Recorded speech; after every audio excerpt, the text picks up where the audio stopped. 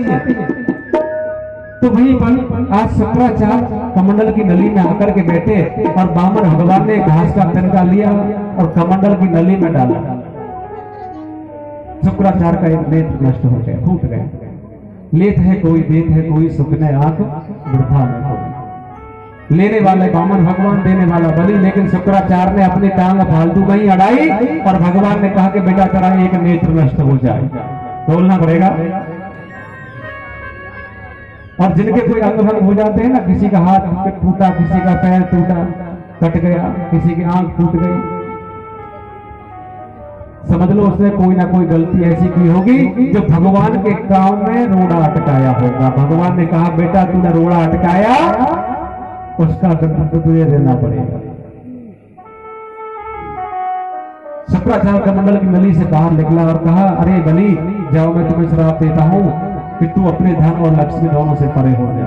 बलि ने कहा कि मुझे इसकी बिल्कुल भी परवाह नहीं है। जब संकल्प पूर्ण हुआ, बलि ने दोनों हाथों को जोड़ा और कहा ब्राह्मण बालक, आपको जहां से भी अच्छा लगता है आप 3 तक भूमि को नाप लो। जो बामन भगवान को बामन भगवान क्यों कहते हैं? बामन भगवान केवल बामन अंगुल के थे, इसलिए उनको बामन भगवान कहते हैं। और सबसे बड़ी बात यह है कि तुम जितने भी यहाँ बैठे हुए हैं अपने अंगुलों से नाप करके देखना, तुम सब लोग बामन अंगुल के बैठे हुए हैं। घर जाकर के जो अपने अंगुल होते हैं ना, इनको बामन बार गिरना, जितनी तुम्हारी लंबाई है इतने ही तुम्हारे बामन अंगुल बैठेंगे, ना तो 51 बैठेंगे और ना 53 बैठेंगे, बोलना पड़ेगा। राधे राधे। बौना बनकर के आए, छोटे बनकर के आए थे, और जो बामन भगवान बौना बनकर के आए और जब संकल्प कराया तो वही बामन भगवान ने विराट रूप धारण किया। बलि बामन भगवान के मुखारबिंद को देखना चाहता है, लेकिन भगवान का मुखारबिंद दिखाई नहीं पड़ा। बलि का मुकुट धड़ाक से नीचे गिर पड़ा। दोनों हाथों को जोड़ करके बलि खड़ा हुआ है। बामन भगवान ने अपना पहला चरण उठाया, बदलों को फाड़ते हुए ब्रह्मलोक में पहुंचे। और ब्रह्मा जी के जब लोक में पहुंचे तो ब्रह्मा जी ने बामन भगवान के चरणों को धोया और वही जल अपने कमंडल में वापस रखा और वही जल हमें गंगा मैया के रूप में प्राप्त हुआ। बोलो गंगा मैया। और दूसरे चरण से त्रिलोकी को नाप लिया। बामन भगवान कहने लगे अरे बलि तुमने मुझे 3 तक भूमि का वचन दिया था और मैंने दो ही पैरों में तुम्हारी त्रिलोकी को नाप लिया, अब ये बताओ तीसरा चरण कहां पे रखो? बलि कहने लगा प्रभु मैं आपसे कुछ पूछना चाहता हूँ और पूछना ये चाहता हूँ कि पहले आप मुझे ये बताओ कि बड़ा धन होता है या धनी होता है? बामन भगवान ने कहा बड़ा तो धनी होता है, धनी होगा तो बहुत सारा धन इकट्ठा कर लेगा और धनी नहीं होगा तो धन कहां से आएगा? तो बलि ने कहा प्रभु 2 पैरों में मेरी त्रिलोकी को नापा, मेरे धन को नापा, तीसरे पैर से धनी को भी नापा। तो बामन भगवान ने तीसरा चरण बलि के सर पर रखा। देवताओं ने पुष्पों की वर्षा की। बामन भगवान कहने लगे अरे बलि मैं तुम्हारे त्याग से बड़ा प्रसन्न हूं, आप वरदान मांगो। वहीं पर बलि की जो पत्नी विद्यावली थी वो आ गई और कहने लगी हम भिखारियों से भीख नहीं मांगते। अरे कुछ दिन पहले आप हमारे दरवाजे पर खड़े हुए थे भिक्षुक बन करके और अब हमसे कह रहे थे भिक्षा मांगो। हमें कुछ मांगने की जरूरत नहीं है। आज बलि ने अपनी पत्नी का हाथ पकड़ा और कहा कैसा नहीं कहते, ये तो साक्षात परमात्मा है।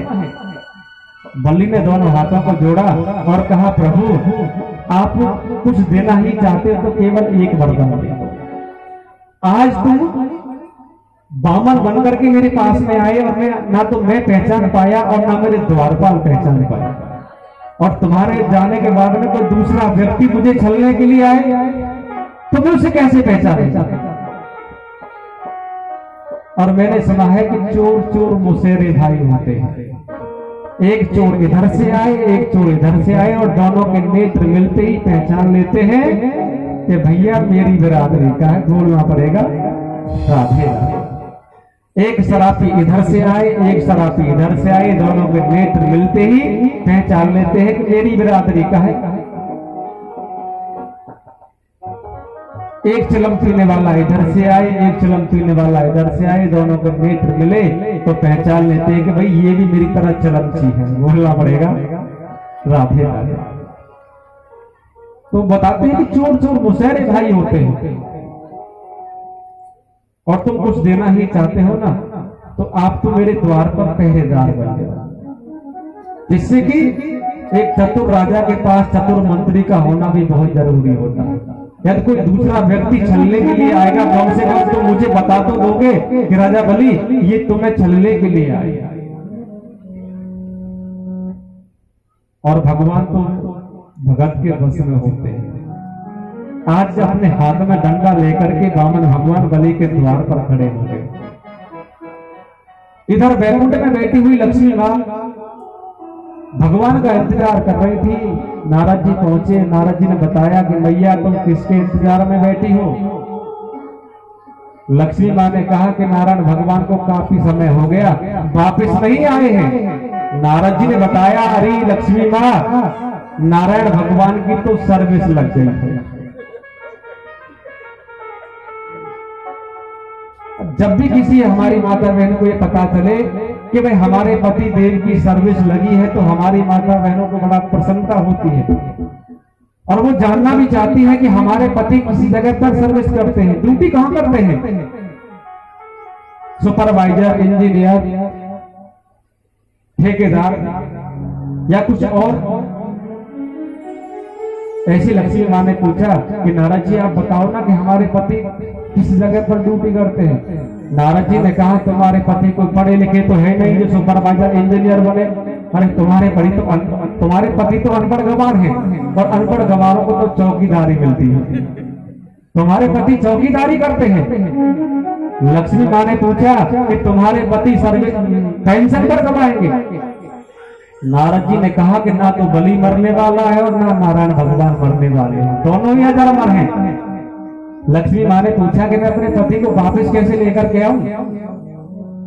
तो नारद जी ने बताया कि बलि की कोई बहन नहीं है, और तुम जाकर के बलि को अपना भैया बना लो, हाथ पर राखी बांधो, और जब बहन अपने भाई के हाथ पर राखी बांधती है ना, तो बदले में बहन अपने भाई से कुछ भी मांग सकती है। लेकिन जब बहन अपने भाई से कुछ भी मांगे तो विशेष बात ध्यान ये रखे कि बगल में भाभी ना हो। आपने अपने भाई से कुछ भी चीज लेनी हो तो ध्यान रखना कि भाभी बगल में ना हो, और भाभी बगल में हुई तो बस 100 रुपए वाली धोती मिलेगी, बहन फिर कभी बताएंगे। अभी थोड़ा सा हाथ कम चल रहा है, 1 साल से करोड़ा चल रहा था, हाथ वैसे ही तंग चल रहा है, तुमको पता नहीं क्या लगा है? तो लक्ष्मी मां ने भी ऐसा ही किया। बलि के सामने प्रकट हुई। बलि कुछ कहना चाहता है, उससे पहले ही लक्ष्मी मां ने कहा, अरे बलि मेरे कोई भाई नहीं है, आप मेरे भैया बन जाओ। तो बलि ने अपने हाथ को आगे बढ़ाया। लक्ष्मी मां ने बलि के हाथ पर राखी बांधी, और बलि कहने लगा, बहन आज मैं बड़ा प्रसन्न हूं, आप जो कुछ भी मांगोगी मैं आपको दे दूंगा। लक्ष्मी मां कहने लगी, भैया वैसे तो मेरे पास किसी बात की कोई कमी नहीं है, और आप कुछ देना ही चाहते हो तो केवल एक चीज दे दो, जो तुम्हारे मुख्य द्वार का जो पहरेदार है ना, आप उसे दे दो। बलि कहने लगा कि तुम मेरे पहरेदार को कैसे जानती हो? लक्ष्मी मां मुस्कुराई और कहने लगी, भैया वो मेरे पति है। बलि ने कहा, मैंने अपने ठाकुर को ठगा, मैंने समझा कि मुझसे बराबर ठगिया इस संसार में कोई दूसरा नहीं है, लेकिन तू तो मुझसे भी बड़ी ठगनी निकली, जो आकर के तुमने मुझे ठग लिया। लेकिन तूने मुझे अपना भैया कहा है ना, तो चलो तुम मेरे द्वार पर को लेकर के जाओ। आज बलि अपनी बहन को लेकर के मुख्य द्वार पर आया, और वामन भगवान ने लक्ष्मी मां को बलि के साथ में आते हुए देखा, तो वामन भगवान ने नेत्रों ही नेत्रों में पूछा, क्यों जी तुम यहाँ पर कैसे? लक्ष्मी मां कहने लगी, मैं तो अपने भैया के यहाँ पर आई। अरे बलि मेरा भैया है। भगवान कहने लगे कि हमने सर्विस भी की तो अपनी ससुराल में की, और हमारे ब्रज में कहावत है, ससुराल सुख की साथ। जो आनंद ससुराल में मिलता है वो आनंद कहीं भी नहीं मिलता। और मैं तो आप सबसे कहता हूं कि अपनी अपनी ससुराल में जाकर के बस जाओ, बड़ा आनंद मिलेगा। कि जो आनंद ससुराल में मिलता वो कहीं हो ही नहीं सकता।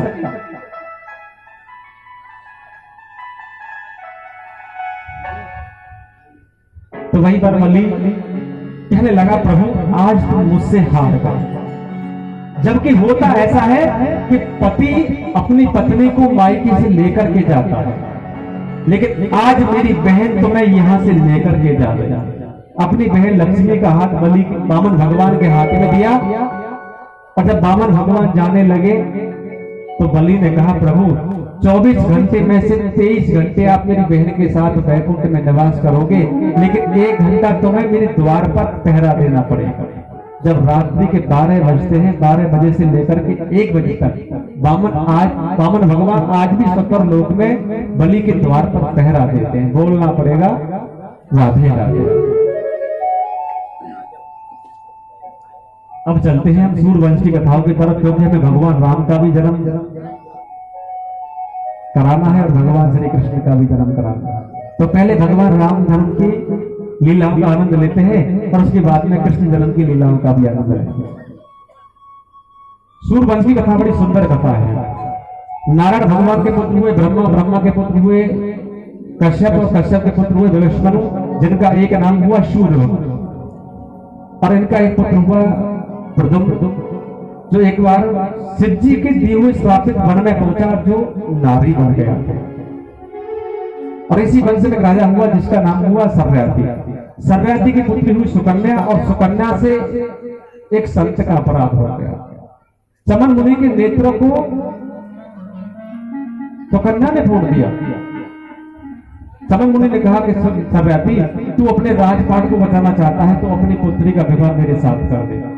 एक ऐसा संत जिसके सन की तरह बाल सफेद हैं, हजारों वर्ष की आयु, और वो संत कह रहा है कि तू अपनी 16 वर्ष की कन्या का विवाह मेरे साथ कर दे। तो कन्या ने कहा, पिताजी जब अपराध मुझसे हुआ है तो उसका दंड भी मुझे भोगना पड़ेगा, मैं इनके साथ विवाह करने के लिए तैयार है। और सुकन्या का विवाह सर्वयाति जी महाराज से हुआ, और चमन मुनि ने अश्विनी कुमारों को यज्ञ में भाग दिलाया, और अश्विनी कुमारों ने चमन मुनि को एक नव शरीर प्रदान किया।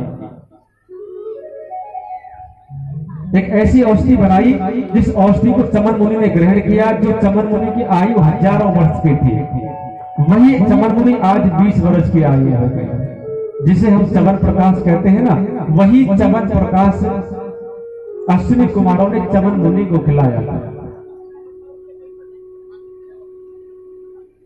और इसी वंश में एक राजा हुआ जिनका नाम हुआ रेवत।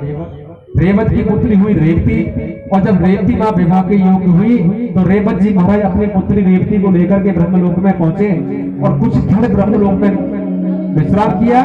जब ब्रह्मा जी से मिले तो ब्रह्मा जी ने कहा, अरे राजा रेवत, जिन राजा और राजकुमारों को आप देख करके आए हो ना, उनके तो वंश भी नष्ट हो गए। अब द्वापर आने वाला है, और द्वापर में भगवान श्री कृष्ण के बड़े भाई होंगे बलराम। तुम अपनी पुत्री रेवती का विवाह बलराम जी के साथ कर दो। तो रेवत जी महाराज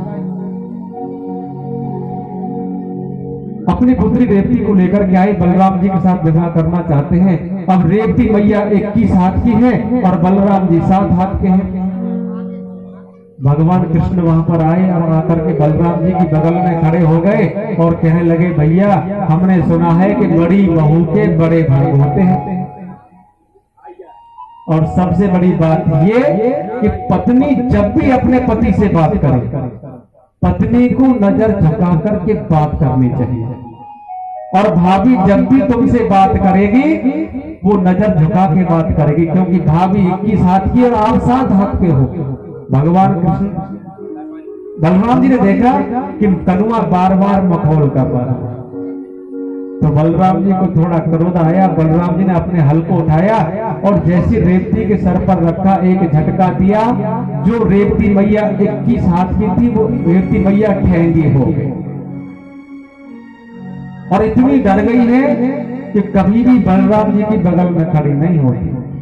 आप किसी भी देवता को देख लो, भगवान कृष्ण को देखो, उनकी बगल में राधे रानी होंगी या फिर रुक्मणी मैया होंगी। भगवान राम को देखो, उनकी बगल में सीता जी होंगी।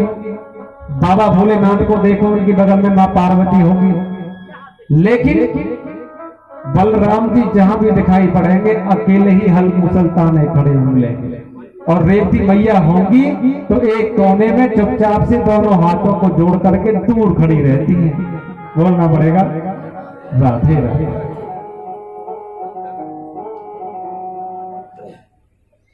और इसी वंश में हुए नभग, नभग के पुत्र हुए नाभाग, नाभा के पुत्र हुए अम्बरीश, और अम्बरीश ही भगवान के बहुत बड़े भक्त हैं। भगवान की सेवा पूजा अपने हाथों से करते हैं। और वहीं पर अम्बरीश जी ने दुर्वासा मुनि से कहा कि आज मैंने एकादशी व्रत किया है, द्वादशी व्रत पारायण करना चाहता हूं, उससे पहले मैं संत को भोजन करा के तब अपना व्रत पारायण करूंगा। तो दुर्वासा मुनि स्नान ध्यान करने के लिए चले गए और उन्हें आने में थोड़ी देरी लगी। तो विद्वान ने बताया कि जो एकादशी का व्रत करते हैं उनको द्वादशी में व्रत पारायण करना पड़ता है, लेकिन कुछ देर बाद त्रयोदश लगने वाली है, आप भगवान का चरणामृत पान करना। और जैसे अम्बरीश जी महाराज चरणामृत पान करना चाहते हैं, वहीं पर दुर्वासा मुनि आए और दुर्वासा मुनि को क्रोध आ गया। वहीं पर कृत्या नाम की अग्नि को उत्पन्न किया। और जब अग्नि अम्बरीश जी महाराज की तरफ आने लगी तो भगवान नारायण का सुदर्शन चक्र आया, कृत्या नाम की अग्नि को नष्ट किया और दुर्वासा मुनि के पीछे पीछे भागने लगा। आज दुर्वासा मुनि तीनों लोकों में पहुंचा, ब्रह्म लोक में पहुंचा, नारायण भगवान के पास पहुंचा, भोले बाबा के पास पहुंचा। तीनों देवताओं ने कहा कि हम तो कुछ नहीं कर सकते, तुम्हारी रक्षा तो केवल अम्बरीश जी महाराज कर सकते हैं। तो दुर्वासा एक वर्ष तक इस ब्रह्मांड के चक्कर लगाते रहे। एक वर्ष के बाद आकर के देखा तो अम्बरीश जी महाराज अपने अंजलि में भगवान का चरणामृत लेकर के उसी स्थान पर खड़े खड़े और आकर के अम्बरीश जी के चरणों में पड़े। अम्बरीश जी ने उनको अपने गले से लगाया और उसके बाद दुर्वासा मुनि को भोजन करा। इसी वंश में एक राजा हुए जिनका नाम हुआ युगनाथ। और सूर्य वंश में संतान की दिक्कत शुरू से रही है। बिना यज्ञ हवन पूजा पाठ के कोई भी संतान सूर्य वंश में प्राप्त नहीं हुई है। तो युगराज जी महाराज की कोई संतान नहीं हुई। तो युगनाथ जी महाराज अपने गुरु वशिष्ठ के आश्रम में पहुंचे और गुरु वशिष्ठ से कहा कि मेरे घर कोई संतान नहीं है। तो वहां गुरु वशिष्ठ ने कुंभ कलश मंगाया और उस कुंभ कलश को विद्वान ब्राह्मणों के द्वारा जल को मंत्रित कराया और कहा कि इस जल को जब सुबह तुम्हारी पत्नी पान करेगी तो वो गर्भवती हो जाएगी। बोलना पड़ेगा राधे राधे। लेकिन रात्रि के समय युवराज जी महाराज उसी आश्रम में निवास किया और अर्धरात्रि के समय उन्हें बड़ी जोर से प्यास लगी और आश्रम में कहीं भी जल दिखाई नहीं पड़ा। तो उसी कुंभ कलश के पास पहुंचे और जाकर के वो कुंभ कलश उठाया और पूरा जल युवराज जी महाराज पी गए। जब सुबह विश्वामित्र जी वशिष्ठ जी ने पूछा कि युवराज इस घड़े में जल भरा हुआ था, वो जल कहाँ है? युवराज जी ने बताया कि उस जल का तो मैं पान कर गया। गुरु वशिष्ठ कहने लगे कि उस जल को तुम्हारी पत्नी पान करती जिससे वो गर्भवती होती। अब तुमने उस जल का पान कर लिया, अब तुमको गर्भवता होना पड़ेगा। बोलना पड़ेगा। हमारी माता बहनों को बड़ा अभिमान होता है कि संतान पैदा तो केवल माताएं कर सकती है, ये पुरुष नहीं कर सकते। लेकिन यहाँ पर युवराज जी महाराज के गर्भ में बालक पल रहा है और 9 महीने तक युवराज जी ने बालक को अपने गर्भ में पाला। और जिस समय प्रसव काल का समय आया, बालक जन्म लेने का समय आया, तो अश्विनी कुमारों ने युवराज के पेट को फाड़ा और बालक को गर्भ से बाहर निकाला। ये बात मैं अपनी तरफ से नहीं कह रहा हूं, सब भागवत जी में लिखा हुआ है। जब गर्भ से बालक को बाहर निकाला और जन्म लेते ही ये बालक रोने लगा तो इंद्र ने आकर के अपनी तंजनी उंगली को बालक के मुख में डाला और कहा, मामधाता मैं तुम्हारी मां हूं। और उसी दिन से उस बालक का नाम मामधाता पड़ गया। मामधाता बड़ा हुआ, उनका विवाह हुआ और उनके यहाँ पर 7 कन्याओं का जन्म हुआ। वन में एक संत जिनका नाम हुआ सोबर ऋषि और जल में खड़े होकर के तपस्या कर रहे थे और तपस्या करते हुए उन्होंने एक मछली और एक मत्स्य को विहार करते हुए देखा। जब सोबर ऋषि ने देखा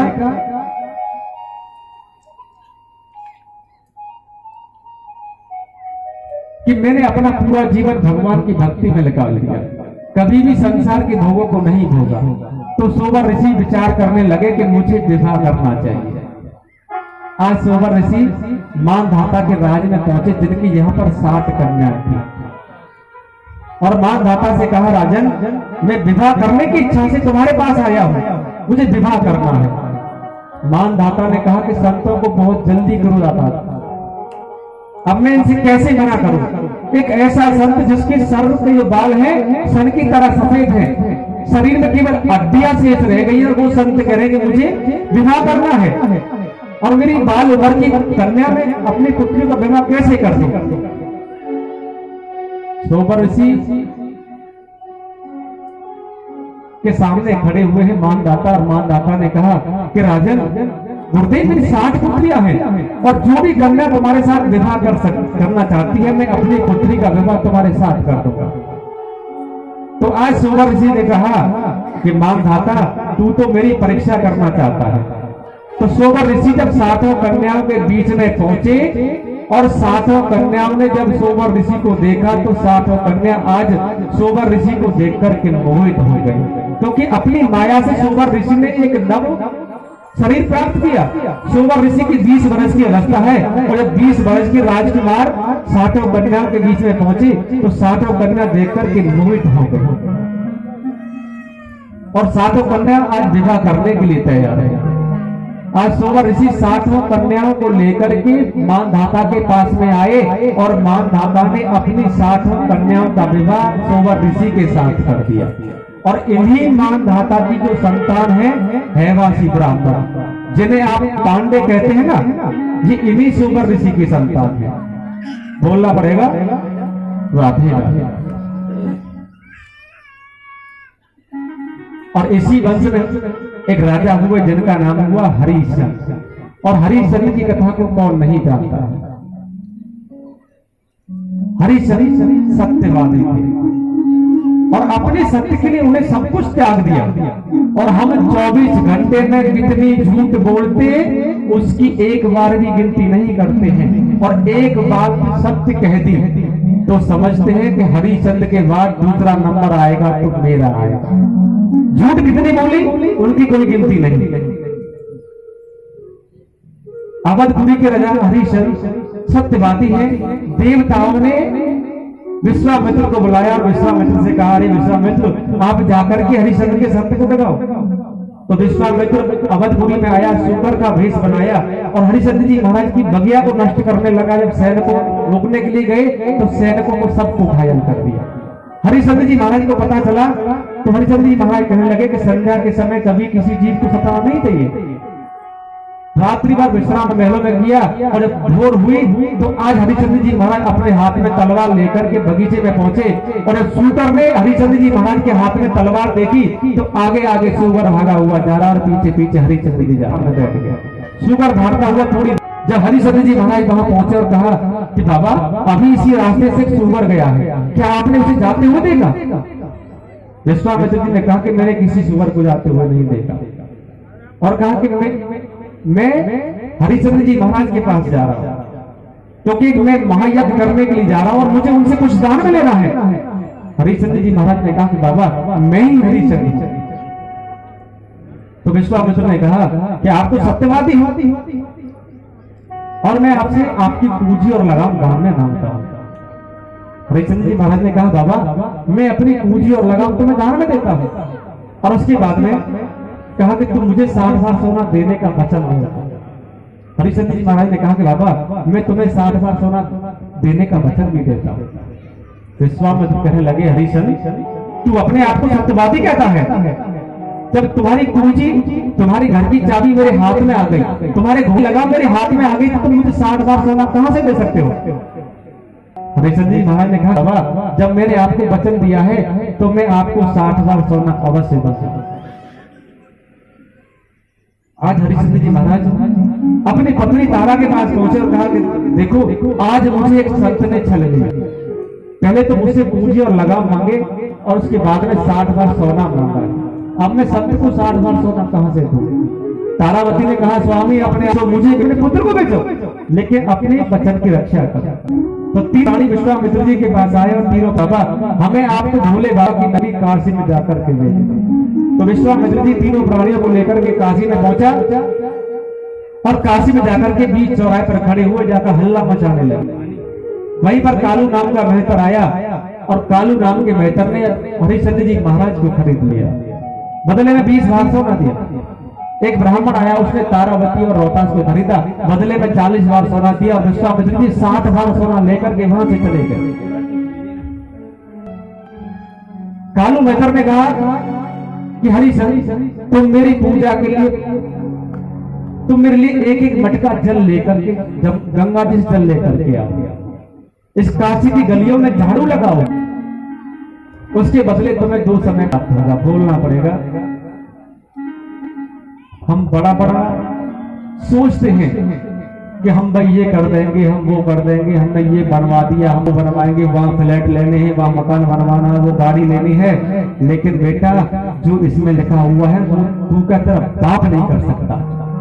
जो होना है वो ये वही जो राम रच राज का वही होकर रहेगा, जो भगवान ने रच रखा है। ये कहने से कुछ भी नहीं होगा।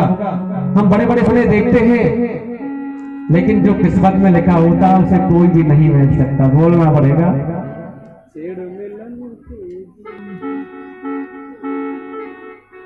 आज हरिश्चंद्र जी महाराज जो अवधपुरी के राजा थे, वही हरिश्चंद्र जी महाराज कालू मेहतर के यहाँ पर सुबह शाम जल लेकर के आते हैं और काशी की गलियों में झाड़ू लगाते हैं। इस तकदीर में क्या लिखा है किसी को नहीं पता कि अजब लिखी तकदीर विधाता,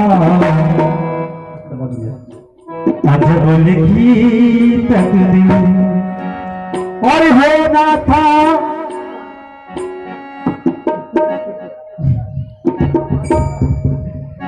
और हाँ था अभिषेक राम को, होना था अभिषेक राम को, बन को गए रघुवीर विधाता।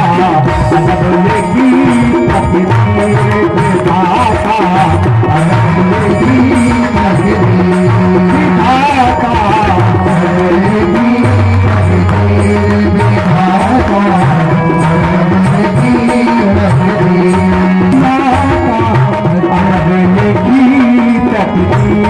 विधाता, अजब लिखी तकदीर विधाता, अजब लिखी तकदीर विधाता, अजब लिखी तकदीर विधाता, अजब लिखी तकदीर। होना था अभिषेक राम को, होना था अभिषेक राम को, बन को गए रघुवीर विधाता। अजब लिखी तकदीर विधाता, अजब लिखी तकदीर विधाता, अजब लिखी तकदीर विधाता, अजब लिखी तकदीर विधाता, अजब लिखी तकदीर विधाता, अजब लिखी तकदीर।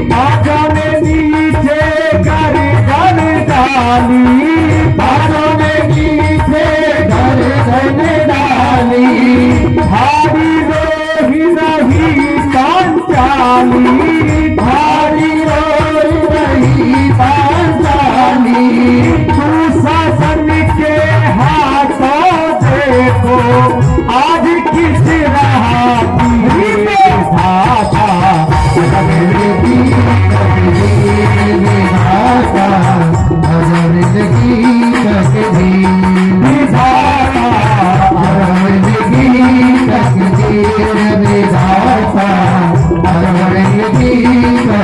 रे।